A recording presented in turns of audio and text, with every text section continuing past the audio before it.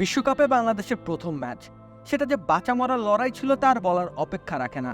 কেননা বাংলাদেশের বিশ্বকাপ যাত্রায় শ্রীলঙ্কাই ছিল সবচেয়ে বড় প্রতিপক্ষ। এই ম্যাচের আগে নানা রকম সমালোচনার ডোবা জলে হাবুডুবু খেয়েছে গোটা দল, এমনকি প্রশ্নবিদ্ধ হয়েছে বডি ল্যাঙ্গুয়েজও। সেসব পেরিয়ে বাংলাদেশ নিজেদের প্রথম ম্যাচে জয় পেয়েছে বেশ কষ্টার্জিত। তবে বডি ল্যাঙ্গুয়েজের যে ঘাটতি হয়েছিল পরিলক্ষিত, সেটা কাটিয়ে উঠতে অন্তত পেরেছে বাংলাদেশ দল। অধিনায়ক নাজমুল হোসেন শান্ত সে কথাতেই আলোকপাত করলেন।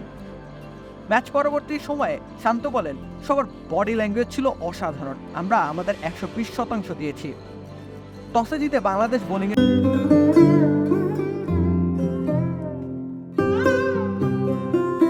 সিদ্ধান্ত নিয়েছিল।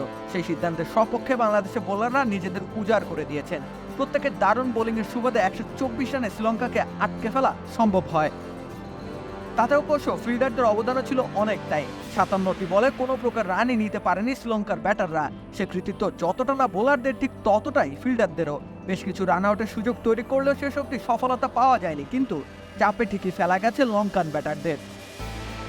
বডি ল্যাঙ্গুয়েজের ইতিবাচকতা ফুটে ওঠে আরও একটি বিষয়ে। বাংলাদেশের বোলাররা বেশ আঁটো লাইন ও লেন্থে বল করে গেছেন। অতিরিক্ত রান দিয়েছেন মোটে 4টি। অন্যদিকে শ্রীলঙ্কার বোলাররা 13টি অতিরিক্ত রান দিয়েছেন, যার অধিকাংশই ছিল হোয়াইট বল।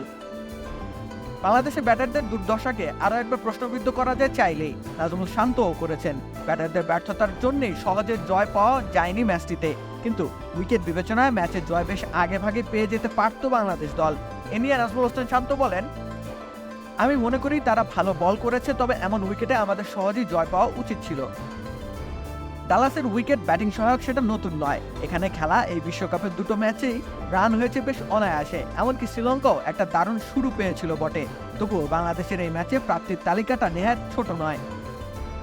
রিশাদ হোসেনের প্রথম বিশ্বকাপে দুর্দান্ত বোলিং, তাসকিন আহমেদের প্রত্যাবর্তনে লঙ্কা শিবিরে আতঙ্ক সৃষ্টি, চিরায়ত মুস্তাফিজ রহমানের রোশনাই, তাহিদ হৃদয়ের ঝড়ো ইনিংস, এসবের পাশাপাশি লিটন দাসের ব্যাটে রান ফেরাটা প্রাপ্তি ও স্বস্তির।